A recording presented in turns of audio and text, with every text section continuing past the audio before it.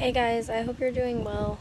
Um, with some things that have happened the last few days, I thought it would be beneficial to do a video about transportation and just our current situation, our current circumstance. So we currently just have a motorcycle for the three of us. So Dan drives, Thomas sits in the middle, and I sit on the back. And for the most part, it was okay. But now they're trying to, crack down on how tall a child is before they ride a bike, and making sure that they hold on and behave and do what they are supposed to. And Thomas is Thomas. That doesn't always work. He doesn't always want to hold on. He sometimes wants to hold his cup, sometimes tries to throw a tantrum. And traffic is slower here, and we're very cautious, and we've never had an accident, but the point is it's just getting to the point where it's very challenging for all three of us to be on the bike.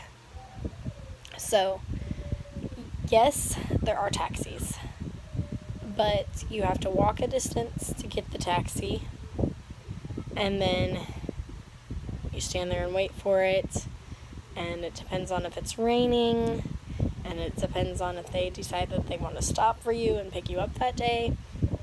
And then not only that, most places we go, at the minimum, will cost us 100 pesos to get there.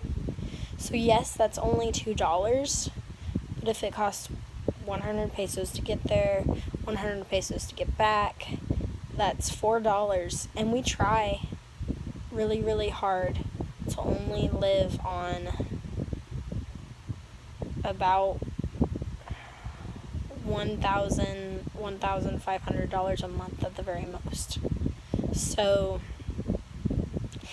the taxis just they add up, and so it's a matter of grabbing all of our stuff and walking that distance. And then when you get to a place, if you have a lot of groceries, the taxis are only going to be at certain spots, and then you usually have to wait for the taxi. And then if it's raining, and sometimes they'll decide to take you the long way so that they get more money out of it. And so that's hard. And if we don't take a taxi, the options are a Jeep, which a Jeep works really well if it's a close distance, and if you're not going to have to take multiple Jeeps, and if you don't have to get very much, and if we don't have Thomas. Because Jeeps were not meant for little kids to explore.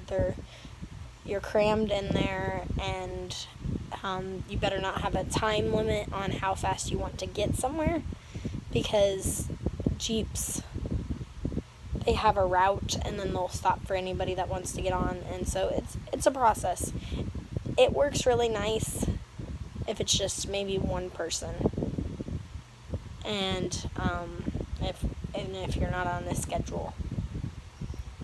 And then the last option is trikes, and so that's a motorcycle with a sidecar thing hooked onto it. You can go to Daniel's Facebook and check out pictures of those. Those, the drivers like to really cram like they do the Jeeps, but there's even less space. They don't go very fast. They only go to certain places. A lot of times they want to negotiate prices with you. And so,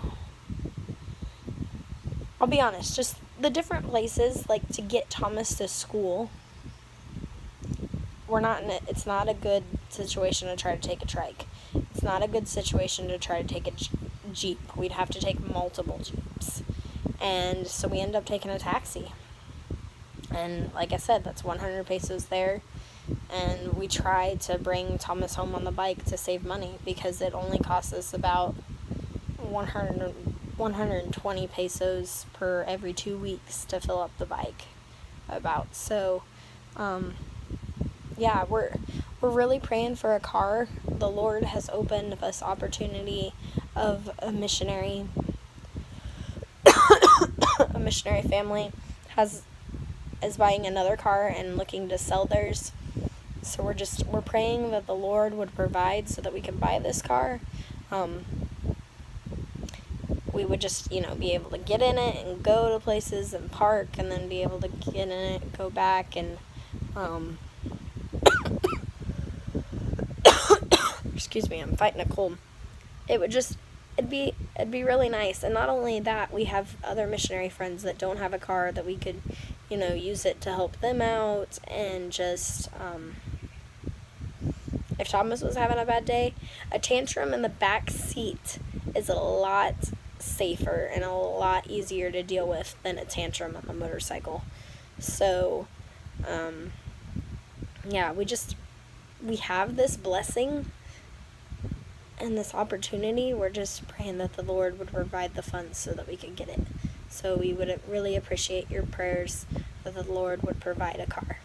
God bless.